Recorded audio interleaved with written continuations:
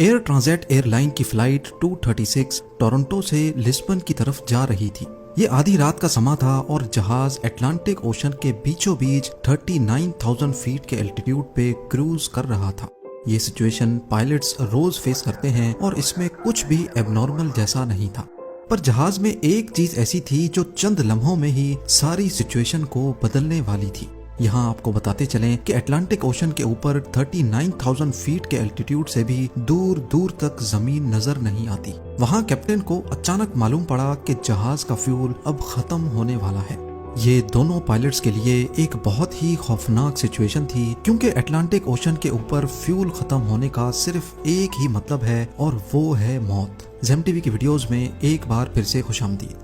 नाजरीन, ये वाकया पेश आया था 23 अगस्त 2001 को टोरंटो पियर्सन एयरपोर्ट पे एयर ट्रांजिट एयरलाइन के एयरबस A330 को टोरंटो से लिस्बन जाने के लिए प्रिपेयर किया जा रहा था। ये 7 घंटे की नॉन स्टॉप फ्लाइट होने वाली थी और इसीलिए इसमें 48 मीट्रिक टन फ्यूल डाला गया और प्रिपरेशन के बाद इसमें बोर्डिंग का अमल शुरू कर दिया गया। इस वक्त लोकल टाइम के हिसाब से रात के 9 बज रहे थे। फ्लाइट 236 में 293 पैसेंजर्स और 2 पायलट समेत 13 क्रू मेंबर्स सवार हो गए। Flight captain 48 years old Robert Piche थे, जिनको 16,000 आवर्स का फ्लाइट एक्सपीरियंस था। फर्स्ट ऑफिसर 28 साला डर्क डीगर थे और इनके पास भी 5,000 घंटों का एक्सपीरियंस था, जिसमें से 400 घंटे इन्होंने यही जहाज एयरबस A330 फ्लाई किया था। जहाज की बात की जाए तो ये उस वक्त का state of the art Airbus का A330 मॉडल था, जो सिर्फ 2 ही साल पुराना था। कुल मिलाकर बात यह है कि ना ही पायलट्स के एक्सपीरियंस में कोई कमी थी और ना ही जहाज में किसी किस्म का कोई फॉल्ट था। तमाम फ्लाइट चेक्स कंप्लीट करने के बाद पायलट्स फ्लाइट 236 को रनवे तक लेके गए और ATC की परमिशन से इन्होंने जहाज को टेक ऑफ कर दिया। टेक ऑफ के बाद पायलट ने जहाज का रुख अटलांटिक ओशन के उस पार लिस्बन की जानिब किया। चंद ही मिनटों में जहाज अपने क्रूजिंग एल्टीट्यूड 39,000 फीट तक जा पहुंचा। अमूमन इस तरह की लॉन्ग फ्लाइट्स पे पायलट्स का ज्यादा काम नहीं होता, क्योंकि ज्यादातर काम ऑटो पायलट सिस्टम ही करता है। पायलट सिर्फ सिचुएशन मॉनिटर करते हैं और कंट्रोल टावर को अपनी लोकेशन और अपडेट से आगाह करते रहते हैं। फ्लाइट 236 को टेक ऑफ किए 4 घंटे गुजर चुके थे। अभी तक सब कुछ नॉर्मल चल रहा था और पैसेंजर केबिन में ज्यादातर लोग रात होने की वजह से सो रहे थे। जहाज अटलांटिक ओशन के ठीक सेंटर में पहुंच चुका था और यही वो लम्हा था जब जहाज में एक मसला हो गया। कैनेडियन टाइम के हिसाब से रात के 1 बजे पायलट ने जहाज के इंजन नंबर 2 यानी जहाज के राइट इंजन में एक एबनॉर्मल रीडिंग नोटिस की। इंजन में ऑयल का प्रेशर ज्यादा शो हो रहा था, ऑयल की क्वांटिटी कम और ऑयल टेम्परेचर भी लो इंडिकेट हो रहा था। इस तरह का एरर पायलट्स अपने कैरियर में पहली बार देख रहे थे। उन्होंने फौरन फ्लाइट मैनुअल खोला और इस अजीब एरर के बारे में जानने की कोशिश की। नॉर्मली जब जहाज ऑपरेशनल होता है तो वक्त के साथ ऑयल टेम्परेचर बढ़ता है, लेकिन यहाँ वो लो टेम्परेचर इंडिकेट कर रहा था, जो कि किसी भी तरह नॉर्मल नहीं था। उनको फ्लाइट मैनुअल में इस एरर के बारे में कोई इन्फॉर्मेशन ना मिल सकी। पायलट्स ने कनाडा में एयर ट्रांजिट के मेंटेनेंस यूनिट से कांटेक्ट किया और उनको इस एरर के बारे में आगाह किया। बदकिस्मती से मेंटेनेंस यूनिट को भी इस एरर के बारे में मालूम नहीं था। उन्होंने पायलट को कहा कि वो इस एरर को मॉनिटर करते रहें, वो थोड़ी देर बाद उनसे दोबारा कांटेक्ट करेंगे। अगरचे जहाज के राइट इंजन में ऑयल की फॉल्टी रीडिंग्स शो हो रही थी, लेकिन परवाज में किसी किस्म का भी कोई मसला नहीं था। पायलट्स ये सोचकर रिलैक्स हो गए कि शायद कोई फॉल्टी सेंसर ऑयल की गलत रीडिंग्स दे रहा है। लेकिन आधे घंटे के बाद कैप्टन के सामने एक और एडवाइजरी मैसेज डिस्प्ले हुआ। ये मैसेज ऑयल से रिलेटेड नहीं बल्कि फ्यूल से रिलेटेड था। कमर्शियल एयरलाइंस का फ्यूल उनके विंग्स में इक्वली डिस्ट्रीब्यूटेड होता है और ये नोटिस किया गया कि फ्लाइट 236 के दोनों विंग्स में एक जितना फ्यूल नहीं है। राइट विंग में फ्यूल की क्वांटिटी लेफ्ट के मुकाबले में कम थी। अब नॉर्मली ये मसला भी इतना सीरियस नहीं होता, क्योंकि इस मसले को फ्लाइट के दौरान ही फिक्स किया जा सकता है। कैप्टन ने इस मसले को फिक्स करने के लिए क्रॉस फीड वाल्व खोल दिया, जिससे लेफ्ट विंग से फ्यूल राइट विंग में जाना शुरू हो गया और मिनटों में अब वापस दोनों विंग्स में फ्यूल की क्वांटिटी बराबर हो चुकी थी। इस बात को अभी 10 मिनट ही गुजरे थे कि कैप्टन को लो फ्यूल की वार्निंग दिखना शुरू हो गई। ये एक ऐसा मसला था जिसको कोई भी पायलट फेस नहीं करना चाहता। और वो भी पैसेंजर से भरे जहाज में। पायलट ने देखा कि राइट विंग में दोबारा से फ्यूल कम हो गया है और अब दोनों विंग्स को मिलाकर भी इतना फ्यूल भी नहीं है जिससे लिस्बन पहुंचा जा सके। अब की बार मामला सीरियस हो चुका था। अटलांटिक ओशन के बीचों बीच प्लेन को डाइवर्ट करने के ज्यादा ऑप्शन भी मौजूद नहीं थे।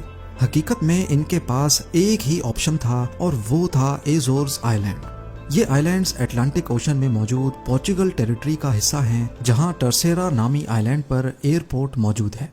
कैप्टन ने पहली फुर्सत में सेना मेरिया एटीसी से राब्ता किया और उनको बताया कि वो इस एयरपोर्ट पे फ्यूल शॉर्टेज की वजह से लैंड करने जा रहे हैं। पर अभी तक पायलट को भी कंफर्म नहीं था कि वो इस एयरपोर्ट तक पहुंच भी पाएंगे या फिर उनको ओशन में ही लैंड करना पड़ेगा। इस वक्त जहाज में 7 टन फ्यूल बचा था, यानी करीब 7000 केजी। देखने में तो ये बहुत ज्यादा है, लेकिन असल में ये A330 की फ्यूल कैपेसिटी का सिर्फ 6% फ्यूल था और वो भी बहुत तेजी से कम होता जा रहा था। पर सवाल ये है कि आखिर फ्यूल कम ही क्यों हो रहा था? क्या इस बार भी कोई फॉल्टी सेंसर गलत रीडिंग दे रहा था या फिर असल में फ्यूल की कमी थी? फ्यूल का कम होना सिर्फ एक सूरत में मुमकिन है कि कहीं ना कहीं से फ्यूल लीक हो रहा हो। ये पता लगाने के लिए कैप्टन ने फ्लाइट क्रू को इंस्ट्रक्शंस दी कि विंग की ट्रेलिंग एज यानी विंग के पिछले हिस्से को जाकर मॉनिटर करें। अगर तो फ्यूल लीक हो रहा होगा तो जरूर वहां से कोई इंडिकेशन मिलेगी, पर अंधेरे की वजह से क्रू को ऐसी कोई इंडिकेशन ना मिल सकी। अब कंडीशन ये थी कि हर 5 मिनटों में 1 टन फ्यूल खत्म हो रहा था। कैप्टन को अब क्लियर हो गया कि फ्यूल कहीं ना कहीं से लीक जरूर हो रहा है। उनके पास अब सिर्फ 25 मिनटों का फ्यूल बाकी बचा था, जिससे टर्सेरा एयरपोर्ट तक भी पहुंचना मुमकिन नहीं था। इस दौरान कैप्टन और फर्स्ट ऑफिसर लगातार मेंटेनेंस यूनिट और एटीसी से कांटेक्ट में थे। मेंटेनेंस यूनिट ने कैप्टन को इंस्ट्रक्शंस दी कि वो फ्यूल लीकेज को कंफर्म करने के लिए जहाज को 39,000 से 20,000 फीट तक लेकर जाएं, पर कैप्टन ने ऐसा करने से इनकार कर दिया, क्योंकि पायलट का मानना था कि अगर फ्यूल लीकेज कंफर्म भी हो गई तो जहाज को वापस ऊपर लेकर जाना पॉसिबल नहीं होगा। एटलीस्ट उनके पास अभी 39,000 फीट्स पर ग्लाइडिंग का ऑप्शन तो बाकी है। अगले चंद मिनटों में सारे शक दूर हो गए जब जहाज के राइट इंजन में आग भड़क उठी। ये देखकर जहाज में अफरा तफरी मच गई और पैसेंजर्स जो अभी तक सुकून की नींद सो रहे थे, उनके सुकून को खौफ के बादलों ने ढक दिया। जहाज में अब 4.5 टन फ्यूल और सिर्फ एक इंजन बचा था। इस एक इंजन पे जहाज का क्रूज करना पॉसिबल नहीं था, लिहाजा अब आहिस्ता आहिस्ता एल्टीट्यूड कम होना शुरू हो गया। दूसरी तरफ टर्सेरा एयरपोर्ट पे इमरजेंसी नाफिज हो गई। फायर ट्रक्स और इमरजेंसी क्रू ने हर तरह की सिचुएशन से निपटने के लिए अपनी तैयारियां शुरू कर दी। जहाज जो कि टर्सेरा एयरपोर्ट से अभी भी 240 किलोमीटर दूर था, उसमें अब सिर्फ 600 केजी का फ्यूल बचा था। इतने में वही हुआ जिसका डर लगा हुआ था। जहाज का लेफ्ट इंजन फुल थ्रस्ट पे चलने की वजह से जल गया और अब फ्लाइट 236 बगैर इंजन के अटलांटिक ओशन के ऊपर ग्लाइड करने लगी। यहाँ पर कैप्टन का जहाज को 20,000 फीट तक ड्रॉप ना करने का फैसला बिल्कुल सही साबित हुआ। दोनों इंजन बंद होने की वजह से अब जहाज के अंदर अंधेरा छा गया, क्योंकि इंजन की वजह से ही जहाज का इलेक्ट्रिकल सिस्टम भी चलता है। खुशकिस्मती से जहाज का ऑटोमेटिक टरबाइन बाहर निकल आया, जो कि एयर स्पीड से सिर्फ इतनी इलेक्ट्रिसिटी जनरेट करता है जिससे कॉकपिट के इम्पोर्टेंट इक्विपमेंट्स चल सके। अब टर्सेरा एयरपोर्ट 120 किलोमीटर दूर था। जहाज 30,000 फीट तक नीचे आ गया था और कैप्टन को यह डिस्टेंस सिर्फ ग्लाइड करके पार करना था। पैसेंजर केबिन में अंधेरा और पिन ड्रॉप साइलेंस ने एक खौफ का समा बनाए रखा था, ऐसी खामोशी जो शायद किसी आफत का इशारा दे रही थी। वर्स्ट केस ये था कि अगर जहाज एयरपोर्ट तक ना पहुंच पाया तो उसको ओशन में ही लैंड कराना पड़ेगा।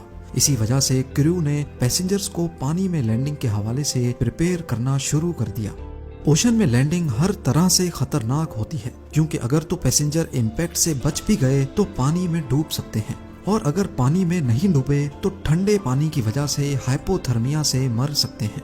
अब नॉर्मली बगैर इंजन के पैसेंजर प्लेन को ग्लाइड करना बहुत मुश्किल होता है। सब कुछ प्लेन के पिच कंट्रोल पे डिपेंडेंट था, जिसको पायलट मैनुअली स्टिक से कंट्रोल कर रहे थे।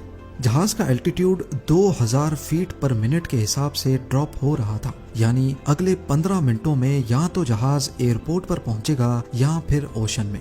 जब प्लेन का डिस्टेंस टर्सेरा एयरपोर्ट से 15 किलोमीटर रह गया तो इसका एल्टीट्यूड 13,000 फीट था और नॉर्मली इतने डिस्टेंस पर एल्टीट्यूड 3000 फीट रखना होता है। अब अगर तो पायलट ने नोज डाइव करके अपना एल्टीट्यूड कम किया तो प्लेन की स्पीड बहुत तेज हो जाएगी और इस सिचुएशन में क्रैश लैंडिंग के इम्कान बहुत ज्यादा होते हैं। इसीलिए पायलट ने जहाज को वहीं एक 360 चक्कर लगवाया। ये चक्कर जब कंप्लीट हुआ तो एयरपोर्ट से डिस्टेंस उतना ही था जबकि एल्टीट्यूड 5000 फीट तक ड्रॉप हो चुका था। ये एल्टीट्यूड अभी भी ज्यादा था पर इतना ज्यादा नहीं कि एक और 360 लगाया जा सके। इसीलिए पायलट ने जहाज की पोजीशन रनवे की सीध में की और इसको चंद एस टर्न्स लगवाए। एस टर्न्स की वजह से जहाज का रनवे से डिस्टेंस मजीद बढ़ गया और उसको एल्टीट्यूड कम करने का मजीद टाइम मिल गया। नॉर्मल हालात में लैंडिंग के वक्त फ्लैप्स ओपन रखे जाते हैं जिससे ड्रैग पैदा होता है और इंजन थ्रस्ट बढ़ा दिया जाता है जिससे प्लेन की नोज ऊपर हो जाती है। पर फ्लाइट 236 के पास इंजन थ्रस्ट तो था नहीं, इसीलिए ये लैंडिंग नॉर्मल लैंडिंग से बहुत अलग और बहुत खतरनाक भी थी। पायलट के पास प्लेन को लैंड करने का सिर्फ एक ही चांस था, या तो आर या तो पार। आखिरकार प्लेन एक जोर के झटके से रनवे पर लगा और 12 में से 8 टायर्स बर्स्ट हो गए। प्लेन को रोकने में थोड़ी मुश्किल तो जरूर पेश आई, लेकिन फाइनली वो स्किड करता रुक ही गया। प्लेन रुकते ही उसके लैंडिंग गियर में आग भड़क उठी जिस पर एयरपोर्ट क्रू ने फौरन काबू पा लिया। फ्लाइट 236 एविएशन हिस्ट्री का वो पहला और आखिरी पैसेंजर प्लेन था जिसने बगैर इंजन के सबसे ज्यादा टाइम तक ग्लाइड करने का रिकॉर्ड बनाया। राइट इंजन में फ्यूल लीकेज के हवाले से जब इन्वेस्टिगेशन हुई तो मालूम पड़ा कि टोरंटो में टेक ऑफ से पहले मेंटेनेंस क्रू ने इंजन का एक पार्ट चेंज किया था, लेकिन वो पार्ट किसी और प्लेन का था। लूज फिटिंग की वजह से उसमें वाइब्रेशन हुई जिसने करीब से गुजरती फ्यूल लाइन को बर्स्ट कर दिया। इस वाकये के बाद ही एयरबस ने एक नया सिस्टम इंस्टॉल किया जिससे फ्यूचर में पायलट्स को दौरान परवाज फ्यूल लीकेज का भी पता पड़ सकेगा। 1 साल बाद कैप्टन रॉबर्ट पीशे और फर्स्ट ऑफिसर डर्क टीगर को एयरबस A330 पर डेड स्टिक लैंडिंग परफॉर्म करने के लिए सुपीरियर एयरमैनशिप अवार्ड से नवाजा गया। उम्मीद है जेम टीवी की ये वीडियो भी आप लोग भरपूर लाइक और शेयर करेंगे। आप लोगों के प्यार भरे कमेंट्स का बेहद शुक्रिया। मिलते हैं अगली शानदार वीडियो में।